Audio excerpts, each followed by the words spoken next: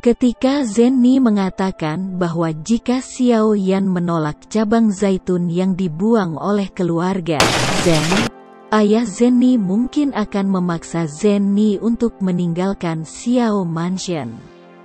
Kepalan tangan Xiao Yan mengepal erat, matanya sedikit menyipit, dan kilatan dingin di matanya menyala. Tapi dia tenang dengan cepat, dan kulitnya yang tidak rela perlahan-lahan mereda. Setelah memandang Zenni dengan tatapan lembut dan penuh kasih, dia berkata kepada semua orang, meskipun kebangkitan Xiao Mansion tidak bergantung pada keluarga Zen, sekarang Xiao pemerintah dan rakyat Xiao adalah satu. Rakyat Xiao memiliki asal sejarah dengan keluarga Zen, dan pemerintahan Xiao tidak bisa tanpa Zenni. Jadi jika benar-benar dianalisa oleh kakakku, aku menerimanya. Ungkapan Xiao Mansion tidak bisa tanpa Zenni. Semua orang bisa mendengar arti sebenarnya dari itu. Alis semua orang memiliki senyum bahagia untuk Xiao Yan dan Zenni. Hati Zenni penuh dengan emosi. Seekor rusa kecil menabrak, dan warna merah cerah menyebar dari wajahnya ke lehernya. Dia mengerti bahwa Xiao Yan setuju untuk menerimanya karena keluhannya, dan hatinya penuh dengan kehangatan dan rasa manis. Tapi, Xiao Yan mengangkat kepalanya, suaranya rendah tetapi sangat tegas. Saya memiliki kondisi. Saya berharap orang-orang Xiao memiliki kemandirian yang cukup. Ini adalah satu-satunya persyaratan saya. Petik 2. Permintaan saudara menyentuh gagasan itu. King Haoran mengangguk.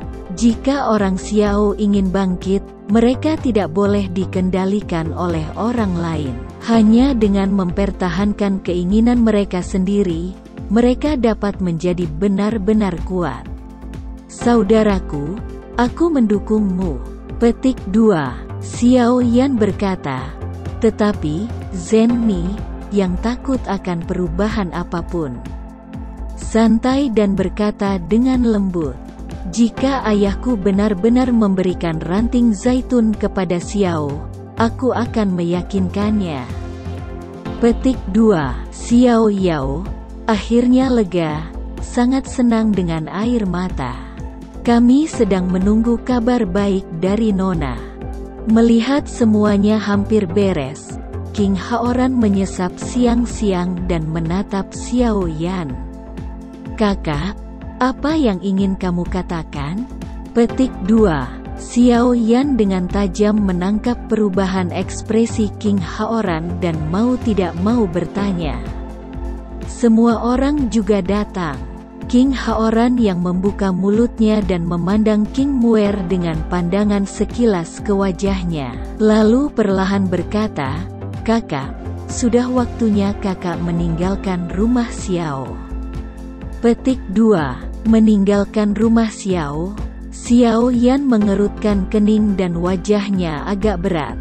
Apakah kakakku tidak nyaman tinggal di rumah Xiao? Atau apakah kakakku berkata buruk? Petik 2. Tidak ada yang terjadi. Aku pindah ke istana kekaisaran. Saya tidak bisa mengatakan tidak kepada saudara ini. Petik 2. Benar-benar hal yang baik, kakak. Saya pikir itu saudara laki-laki saya. Di mana saya menyinggung saudara laki-laki saya? Kejutan Xiao Yan. Memasuki istana iblis menunjukkan bahwa identitas kakak laki-laki telah dikenali oleh sebagian besar iblis, dan keinginan kakak laki-laki untuk menyatukan iblis akan jauh lebih lancar. Selamat untuk saudara laki-laki. Petik 2. Semua orang juga mengirimkan ucapan selamat kepada King Haoran. Terima kasih. Petik 2. King Haoran menanggapi semua orang satu persatu dengan senyuman di wajahnya. Tapi senyum yang muncul di wajah King Muer sedikit hilang. Xiao Yan memperhatikan dan bertanya pada King Muer dengan sedikit kebingungan, "Ada apa?" Petik 2. King Haoran memandang King Muer dengan penuh kasih sayang, tertawa setelah Xiao Yan berkata, Dia tidak mau tinggal bersamaku di istana kaisar, dan mengatakan bahwa dia bersenang-senang di istana Xiao, dan dia sangat menyayangi semua orang. Yah, enggan untuk pergi. Petik 2. Semua orang mendengar kata-kata itu, mereka semua memandang King Muer dan Xiao Yan. Dan mereka sedikit bersenang-senang di mata mereka, melihat bahwa semua orang melihat diri mereka sendiri dengan tampilan seperti itu. King Muer tiba-tiba membuat wajahnya memerah. Xiao Yan juga bergerak dalam hatinya dan terdiam sesaat. "Jadi kaisar bermaksud?" tanya Jenny sambil tersenyum. King Haoran tersenyum pahit setelah pindah ke istana iblis. "Akan ada banyak hal yang harus dihadapi. Saya ingin Muer membantu saya mengurusnya. Tetapi saya tidak ingin dia tidak bahagia sepanjang hari. Saya sangat tertekan." Berbicara di sini, King Hao bertanya pada Xiao Yan cukup dalam. "Bisakah saudara itu memberi saya pendapat?" Petik 2. Izinkan saya memberi saran. Xiao Yan hampir tidak pingsan.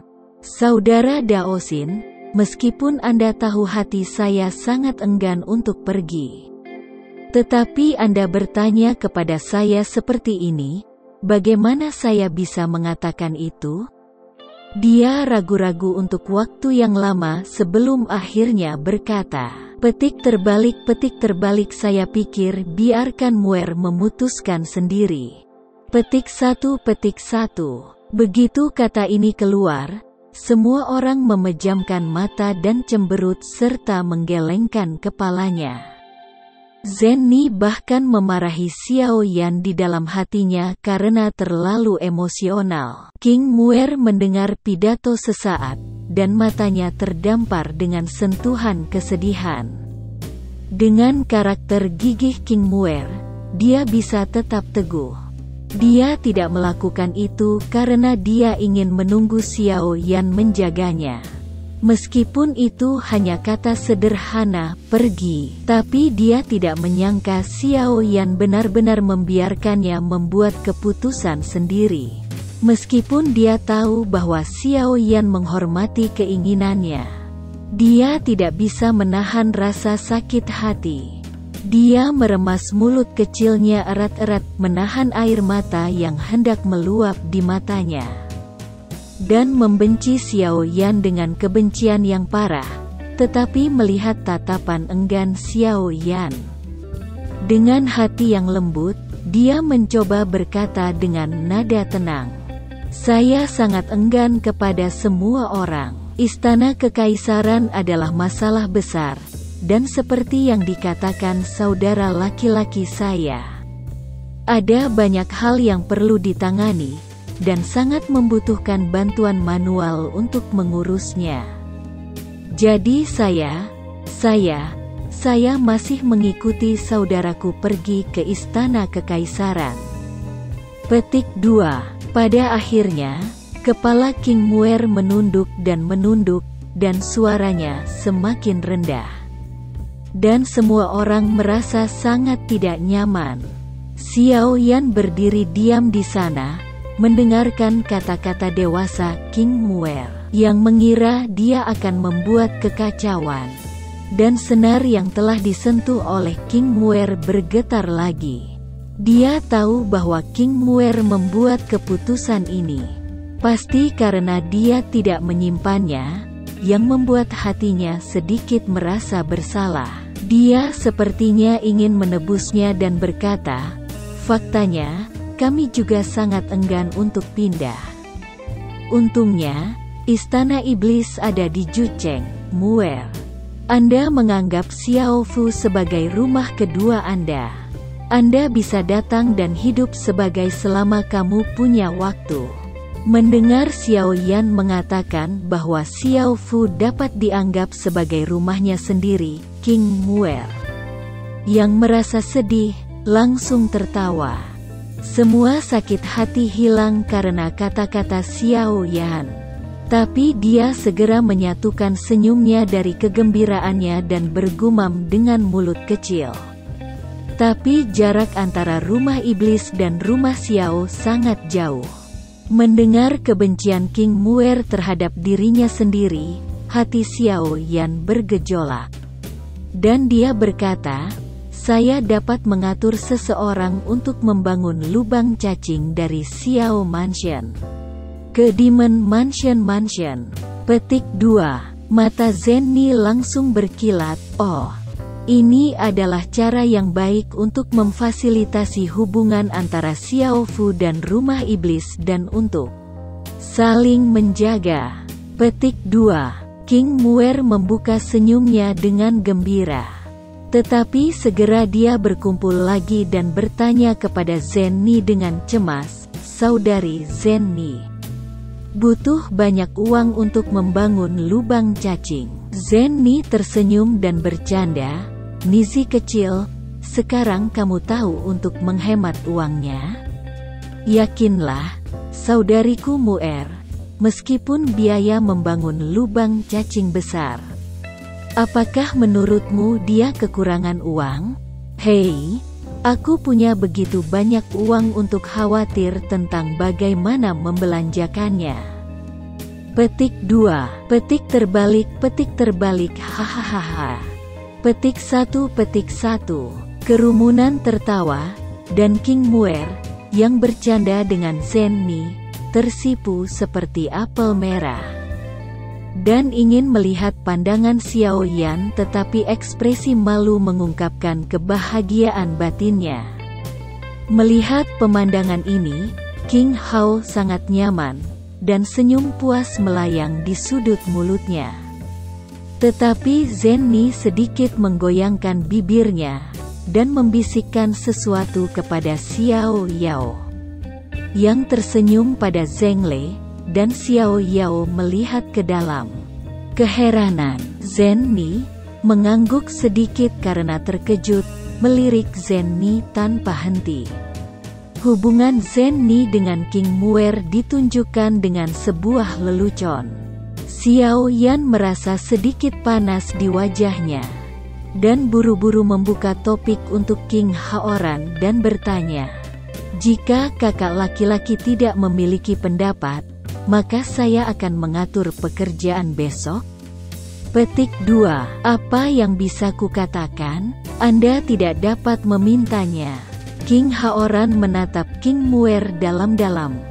Saya tidak ingin Muer bergumam di telinga saya setiap hari. Petik 2. Saudara. King Muer diam-diam menarik pakaian King Haoran, dan wajahnya yang merah akan terkubur di antara puncak kembar yang kokoh.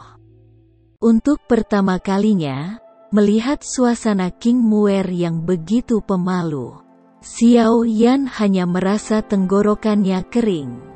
Hahaha, King Haoran tertawa dengan bahu Xiao Yan, dan kemudian mengatakan sesuatu yang sangat berarti, saudaraku, mulai sekarang, kamu bahkan lebih saudaraku. Hahaha.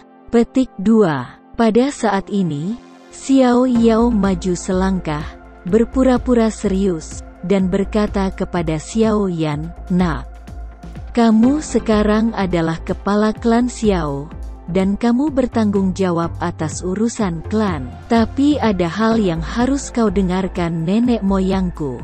Semua orang mendengar sesuatu yang tidak dapat dijelaskan, dan tidak dapat memahami mengapa lelaki tua itu berkata dengan sangat serius saat ini.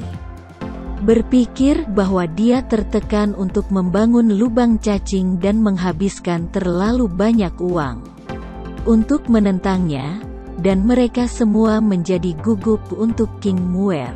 Namun, kata-kata Xiao Yao selanjutnya membuat semua orang berpikir bahwa lelaki tua itu benar-benar imut, dia berkata kepada King Haoran, "Iblis, seperti kata pepatah. Masalah pernikahan, perintah orang tua, kata-kata mak comblang. Orang tua itu ingin memanjat tinggi untuk Xiao Yan. Bisakah Kaisar Iblis menjanjikannya gadis Muer?" Petik 2. Mata Xiao Yan langsung terkejut, dan dia berkata, "Leluhur, leluhur. Yang mana yang kamu nyanyikan?" Zenni memandang King Muer yang dipegang oleh Xiao Qi dengan iri. Le Shaolong dan yang lainnya memiliki ekspresi bahagia di wajah mereka. Long Yan bahkan lebih senang.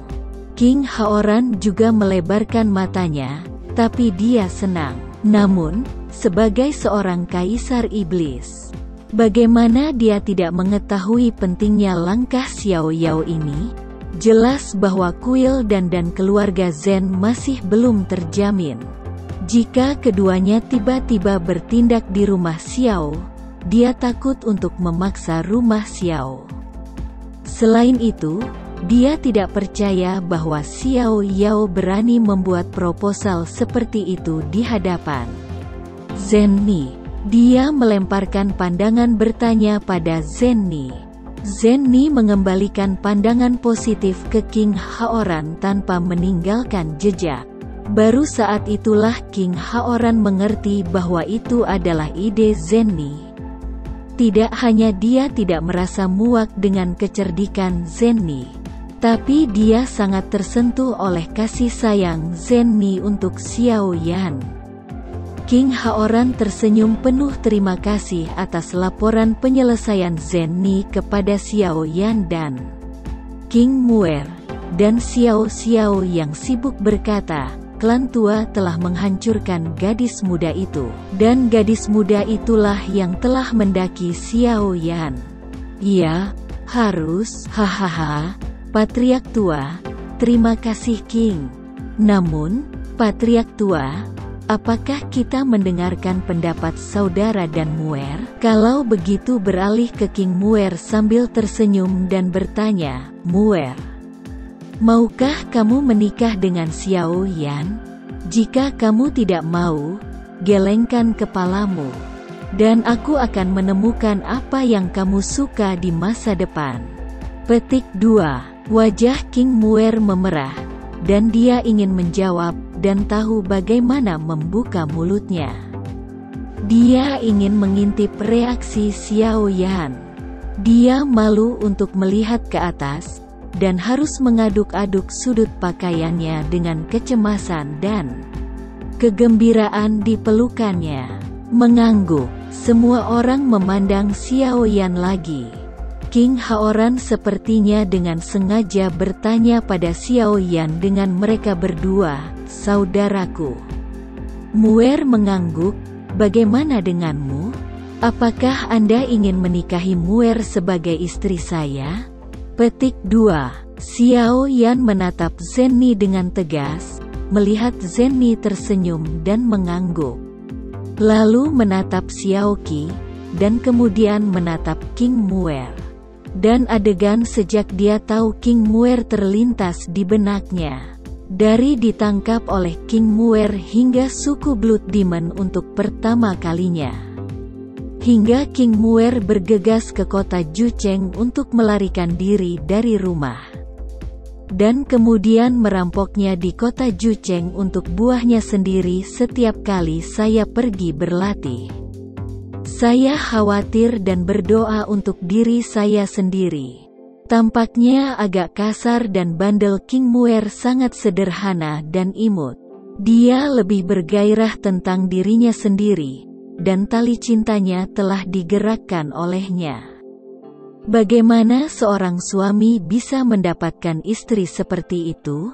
Setelah memikirkannya, mulut Xiao Yan berangsur-angsur tersenyum. Dan dia mengangguk pada King Hao setelah melihat lagi Zenni yang mendorongnya dengan matanya. Xiao Yao langsung tertawa dan berkata kepada Xiao Yan, "Kakak, hubungan keluarga ini sudah selesai? Ketika Anda menerobos 5 bintang dan menangani hal-hal yang harus dilakukan di tangan iblis, dan saya akan melakukan pernikahan untuk Anda dan gadis Muer, sehingga gadis Muer bisa pergi ke lubang cacing sepanjang hari. Masalah. Petik 2. Xiao Zhan menyeringai, "Hei, sebentar lagi akan ada minuman bahagia." Cao Xiao ingin menembus 5 bintang. Bukankah itu hanya hitungan menit? Ketika dia memasuki gua darah pembunuh, dia sudah berada di puncak 4 bintang. Dan di gua darah pembunuh, dia melahap beberapa keajaiban. Petik 2. Begitu kata-kata Xiao Zhan sampai pada titik ini, King Haoran tiba-tiba teringat sesuatu. Dia segera memanggil Xiao Zhan, "Kamu," dan seterusnya untuk menghentikan Xiao Zhan dan menoleh ke Xiao Yan dan bertanya, "Saudaraku, Xiao Zhan benar. Kenapa Kaisar Bintang 5 Anda belum turun? Dikatakan bahwa begitu Anda keluar dari ilusi, perampok Kaisar Bintang 5 harus turun. Tidak mungkin belum bergerak." Petik 2. Itu benar. King Haoran mengingatkan semua orang. Semua orang memandang Xiao Yan dalam kebingungan. Badai bertanya secara spekulatif, "Mungkinkah Xiao Shao belum mencapai bintang 5? Petik 2. Mustahil. King Haoran dengan tegas menyangkalnya. Jika dia memakan beberapa dari 23 keajaiban teratas, jika dia tidak dapat membuat puncak bintang 4 menjadi bintang 5, dia adalah hantu. Lalu ke Xiao Yan, "Saudaraku, kamu merasakan pertempuran di tubuhmu dan ceritakan apa yang terjadi pada saudaramu." Petik 2. Xiao Yan menggelengkan kepalanya. "Jangan rasakan itu. Semangat juang di tubuhku penuh dengan gua darah pembunuhan. Tampaknya sulit untuk masuk tanpa menerobos." Petik 2. Ini adalah tanda melanggar 5 bintang. King Haoran menegaskannya dan beralih ke pertanyaan. "Tetapi mengapa Kaisar Bintang 5 Anda gagal?" Petik 2. Xiao Yan tanpa daya merentangkan tangannya. "Aku tidak tahu kenapa. Saya juga tahu bahwa Kaisar Bintang 5 harus jatuh begitu saya keluar dari fantasi, tapi..." Petik 2.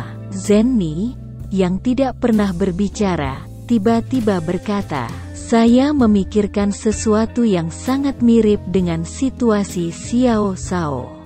Petik 2. Oh. Petik 2.